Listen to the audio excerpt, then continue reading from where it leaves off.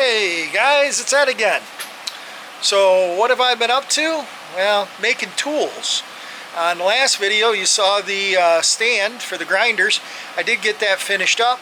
I'll throw a pic in here of it so you guys can see it with the casters and the grinding wheel, pins, spool holder, whatever the heck you want to call it. Out of a portaband. So I saw Harbor Freight had them on sale for $89, which was pretty cool. But I'm cheap. So I kept my nose to the Facebook, marketplace, looking around.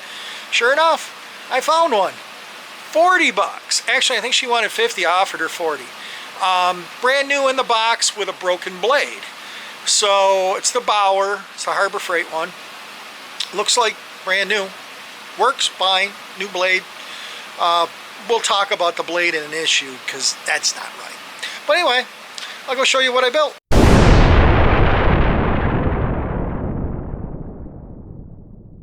Okay, there you go, guys. There it is. Bauer Harbor Freight portaband. So what's cool about this design, I researched a whole bunch of them. I looked at probably 30 videos and I could not find one that did exactly what I wanted, but I did find one. I'll put a link in the description because I can't recall the guy's name.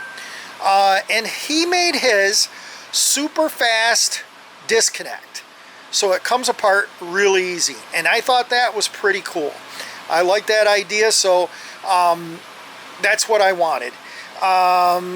So let me show you what I did. So anyway, first step was to make this handle. And let me pull this up out of here and I'll show you how it goes together. Okay, so here's the handle. It is held on with an Allen head screw.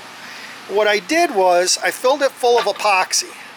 I would have showed you this whole process, but this has been kind of a nightmare to figure this out. So I just figure I'll show you what it looks like and how I did it. So I filled this end full of epoxy and I put a piece of 5/16 threaded rod through here. Okay?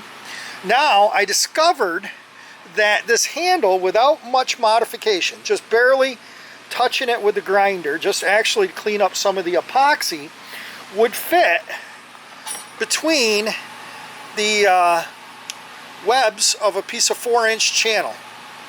So I cut with the grinder some notches, some saddles, and then down below you can see I took a piece of square tubing, real thin wall, because that's what I had that fit, and there's a piece of metal on the bottom of the saw. You can see right there. See, this is metal, this is plastic, and this catches. So when you slide in the saw, okay, there we go, sets right in, it comes down here, bam, done, installed. So that's all it takes. You drop it in the top, slams in the bottom, and it's installed.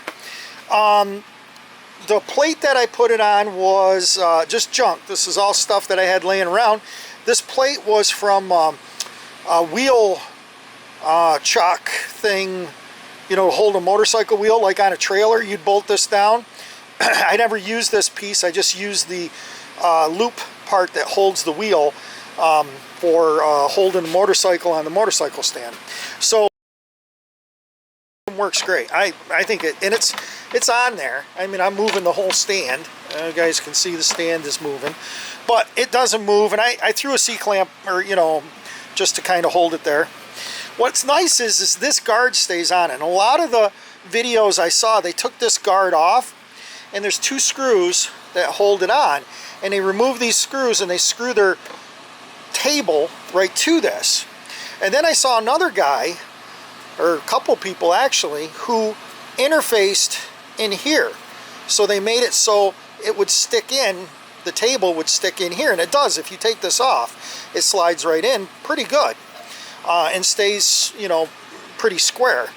So So the next step, this was the easy part actually. This was the hard part. Don't mind the booger welds. Yes, lots of booger welds. I didn't even grind this is powder coated. So I should have ground it off, but I didn't.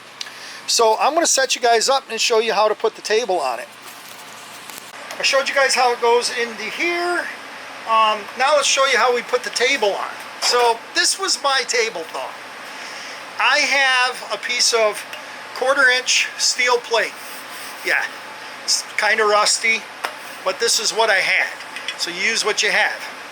I found a couple pieces of square tubing here that fit inside another piece of square tubing that I've welded, well, booger welded to the table. Okay? So what happens is that's all that holds it on. There's nothing that holds it. So you just take this thing, slide it in, and give it a couple wiggles, get it over the blade, and that's it. Done. Installed. That's how fast it is. It's secure. It's stuck into the back here where I was saying. I'll show you. You can see what I did was I took this piece of 1/4 inch and I welded a piece of 3/16 on the back. But it can only be a little bit. It can only be just a little nip because I welded too much on the back. I welded way down here, big piece, and it hits on this plate. So right here. So you got to just put just a little bit on there. 3/16 drops it down below, makes it so it fits. And the groove for the blade should be a little bit wider. That'd be nice. So that's it. It's in. It's done. That's it. Can remove this. So to show you how fast we can get this saw back out is this. Ready? 1, 2, knock this out. Press this. Saw is out. It's ready to go. You can use it handheld again. So that was the goal. I was able, I believe, to successfully achieve my goal. So, and it's getting better every time I put it in there. I think it's... So, switch. That's always a problem with these things because the switch doesn't have a lock. Okay? I don't know if you guys can see. There's a yellow ball right here. That's a bungee cord that I just wrapped around it. That works good. I got to get one of those straps like those guys, you know, that just wraps around and pulls tight. I like that idea. But for now, the bungee cord works. I also had a switch, a foot switch, that I used with my bead roller. So this was been just hanging around, laying over there. So I was like, well, let me hook that up. And so now we've got a foot switch. So when we step on that, it works. So this is the funny part. Oh yeah, you can see it. It even stopped. It must have wanted to show you guys this. Let me get you up in here close so you guys can see this. I don't know if you guys can see that right there. Made in the USA. Yeah, it's a Milwaukee blade. Okay, it's a good blade. But watch this blade. That blade chugs. And I was looking at it. Oh, I thought it just stopped. I'm trying to find the spot. Can't get to it. Where it was welded together. Actually, I think it's right there. No, that's a shadow. But anyway, it must have been put together on a Friday, you know, because man, oh man, they welded this thing together. It was so crooked. It was ridiculous. So anyway, let me put you on the stand. We'll cut some metal. We'll show you how it works. This is just a piece of, I don't know, maybe 1/8 inch. And you'll see this blade chug. It's awful. So we'll just whack it off here.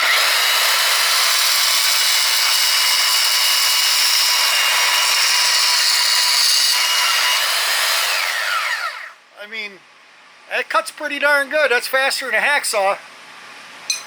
it does a pretty nice job, you know.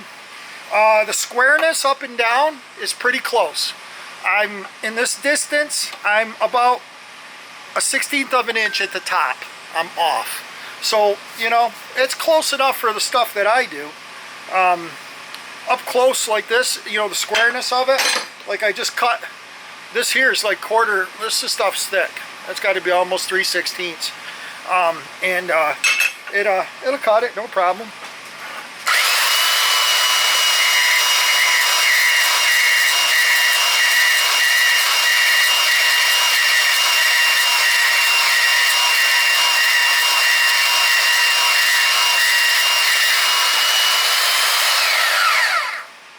It's not even hot, you know.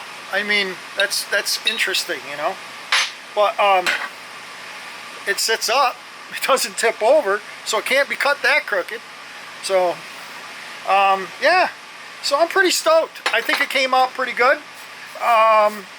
Like I said, I'm going to put a link to that other guy in there who made one. His had vertical, like well, they were pieces of angle iron, and then his had square pieces that slid down in.